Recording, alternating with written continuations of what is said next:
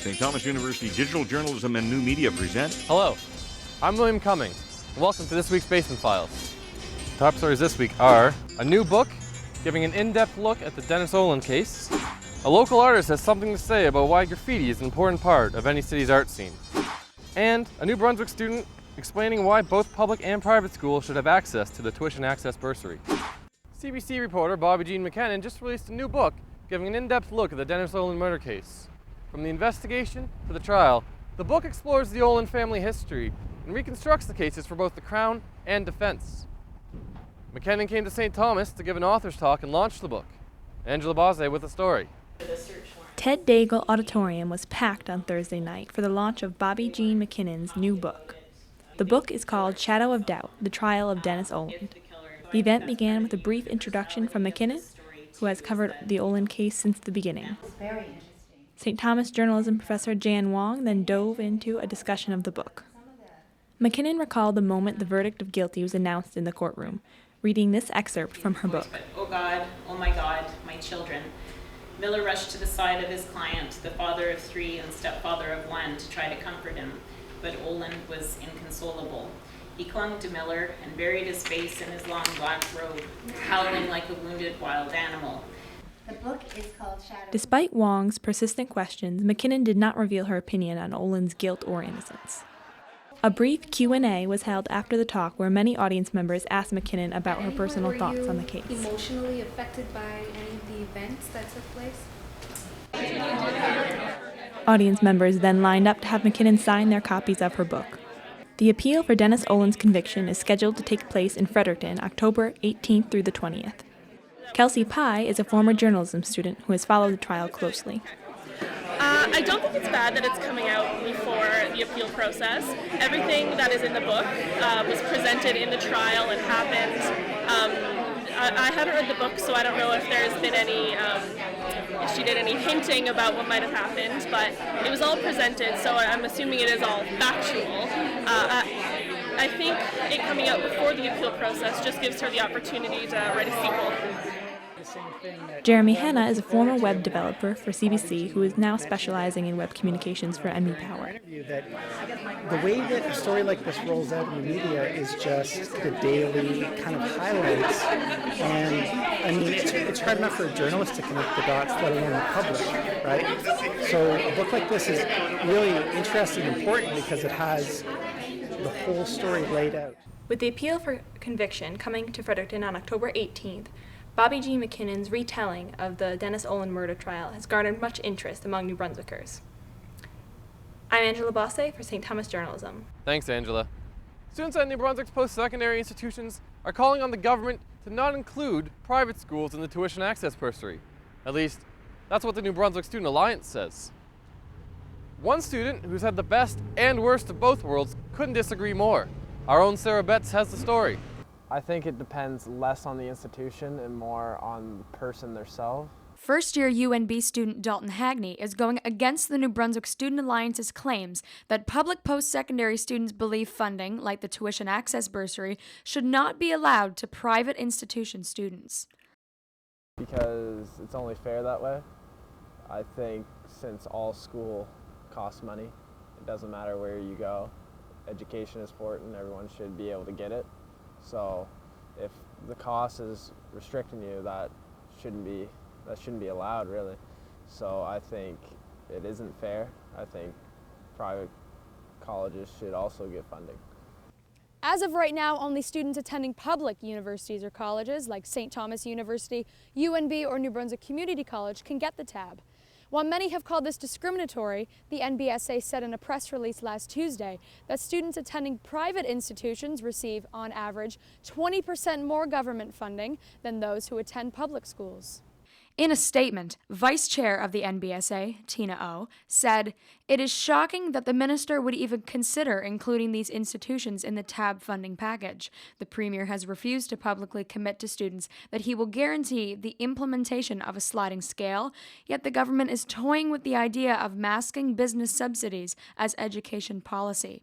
We reject the notion that they should be included if they do not meet the same standards as our public schools. Hagney, who briefly attended a private college, said money was only one factor. He left because the atmosphere was not as enjoyable as the university program he is in now.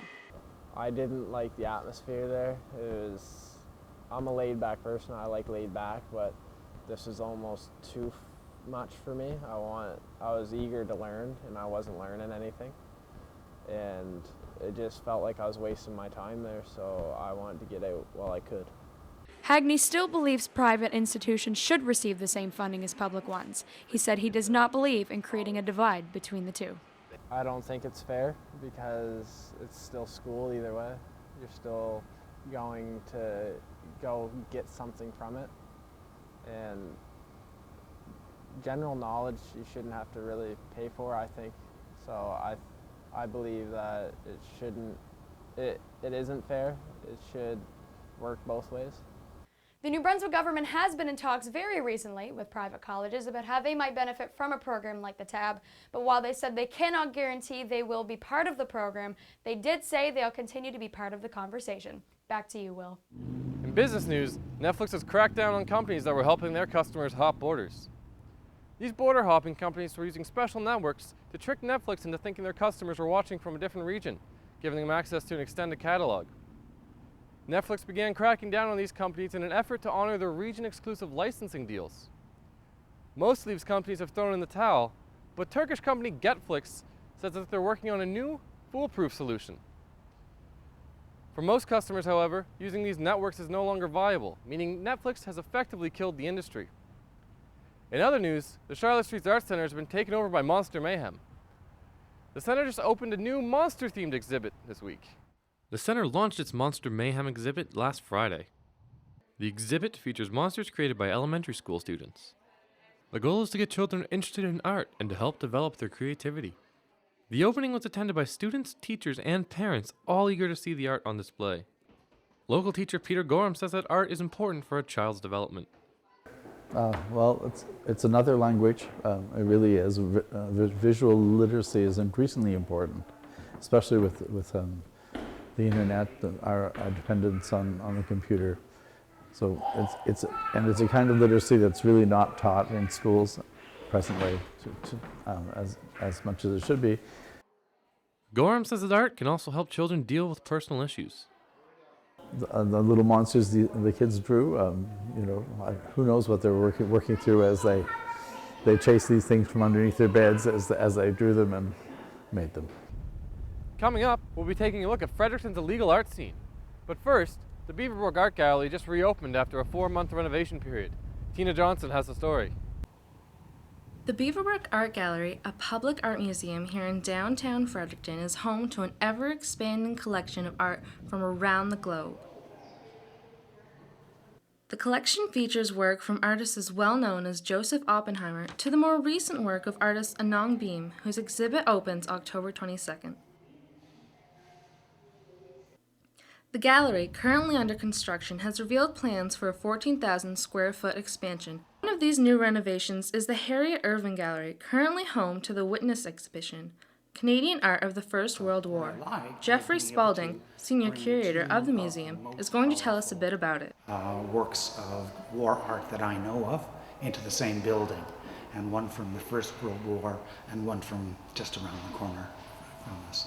In conjunction with the Witness exhibition is Alan McKay's exhibit, a war artist depicting his recent time in Afghanistan and Somalia. In this exhibition, you get to see the work of official Canadian war artists, so professional artists that were hired on purpose to document the war, and then also the work of amateur artists as soldiers, and to see their reflections, and they're quite terrific. It's more customary for us to think of the glory and the glamour and the valor and the heroicism and the sacrifice of people who were killed, and that the war art doesn't celebrate that they were killed, but celebrates their sacrifice and honors them.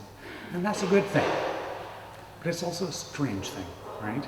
If that's what our reflection on these horrifying world events are, is to well, you have to say thank you. A great opportunity to experience historical artwork from around the world, and maybe learn something new as well here at the Beaverbrook Art Gallery.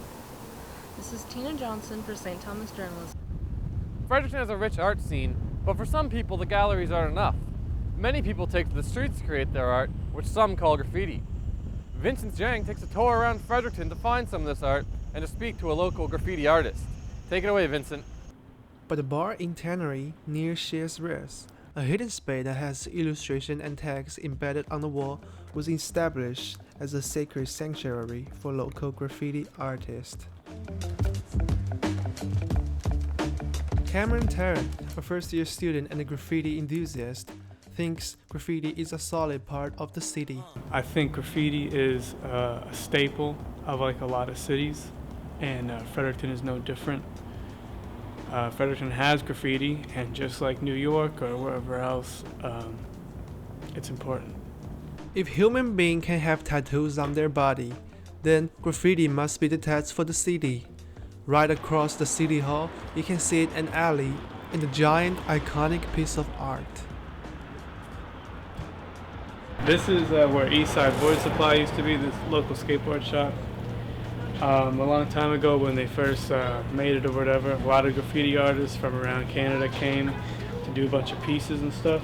So a lot of these are really big names in the graffiti scene, and it's a pretty iconic spot for Fredericton. So obviously it's easy to see that this is a very real art form.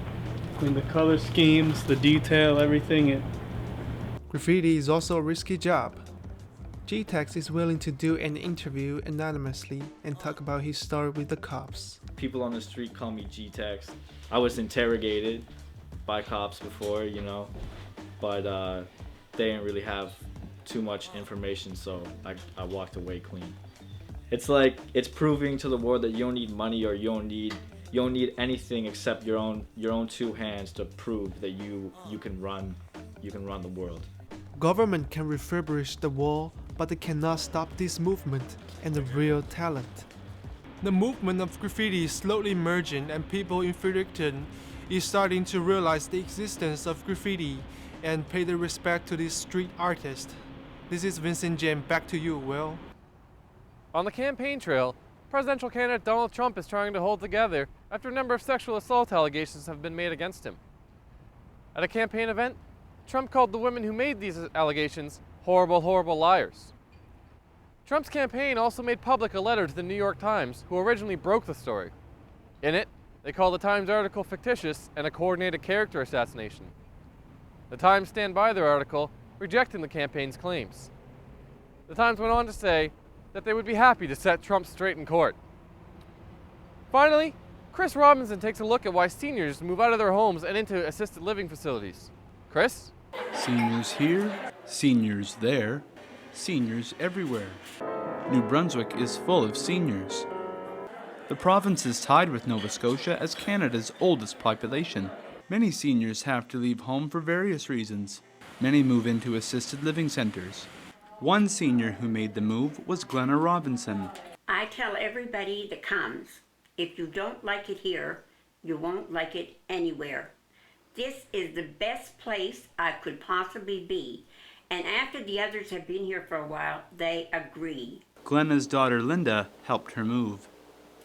In moving, Mom, we had to go through a pile of stuff. My mother's quite a keeper of things, so there were papers and bills, paid bills, all in various different places. Unfortunately for my generation, many people view senior citizens as, well, you get the idea.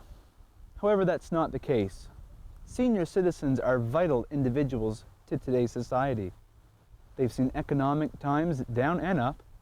They've seen the Second World War, the Great Depression, and all sorts of things over 70, 80, 90, 100 years.